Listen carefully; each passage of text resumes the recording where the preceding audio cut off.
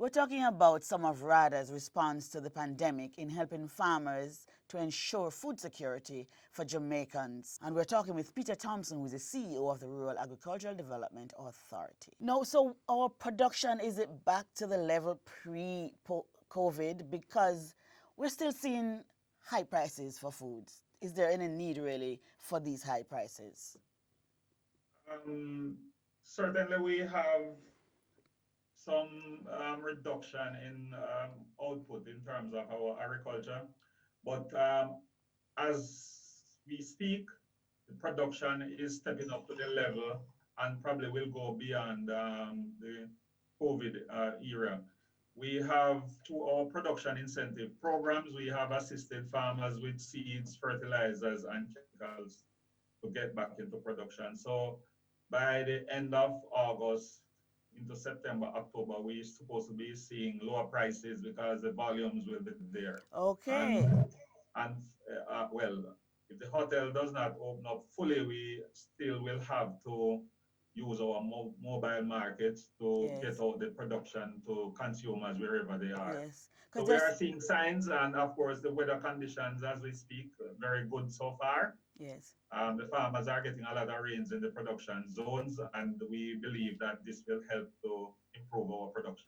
So as the rains come now, what should we be doing? The farmers, what should they be doing now? Because some crops don't like too much rain, but too little rain is still not good. What should they be doing now as to prepare for the rainy season and the crops?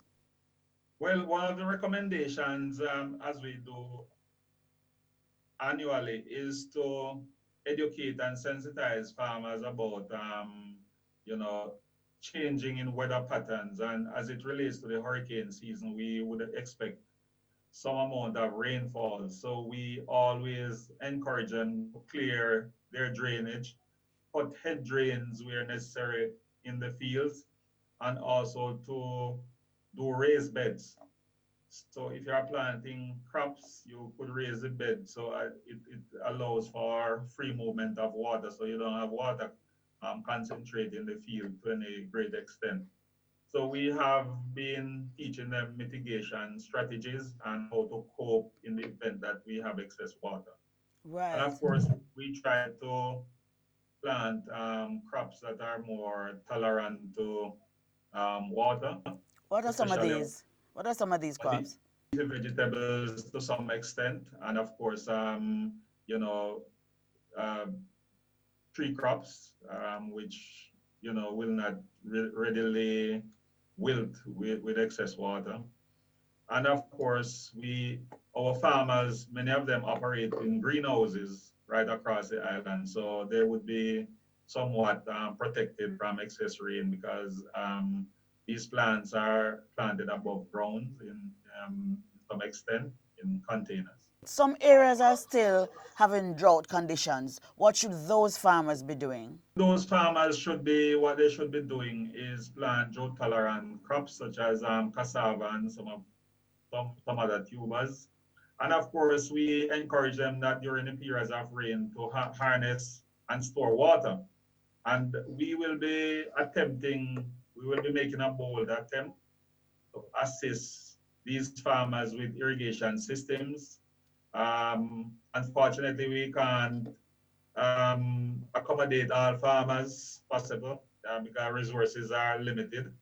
But whatever we can do to assess and to assist the most vulnerable farmers, then we will be trying to work with them. We will be giving them irrigation kits, which include black tanks and irrigation hoses.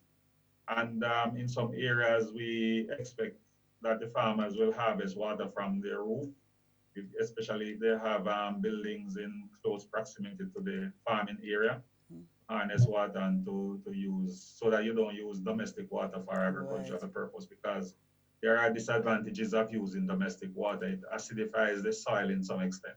Yes, right. Is that a part of your farm water management unit? Yes, we have a Yes. water management unit in RADA that address these issues. Okay. All right. So what are you doing with farmers now as it relates to marketing? I know we're going to do the markets, the little markets, but what else are you doing to help them with the marketing their produce?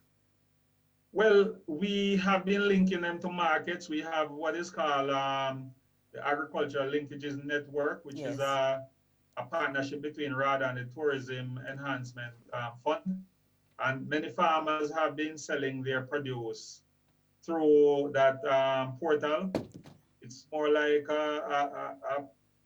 what is called a call center where farmers would have called in to tell what they have, and the center reps would link them to particular markets, be it hotel, local greengroceries, and of course other persons who might require agricultural produce to do their business.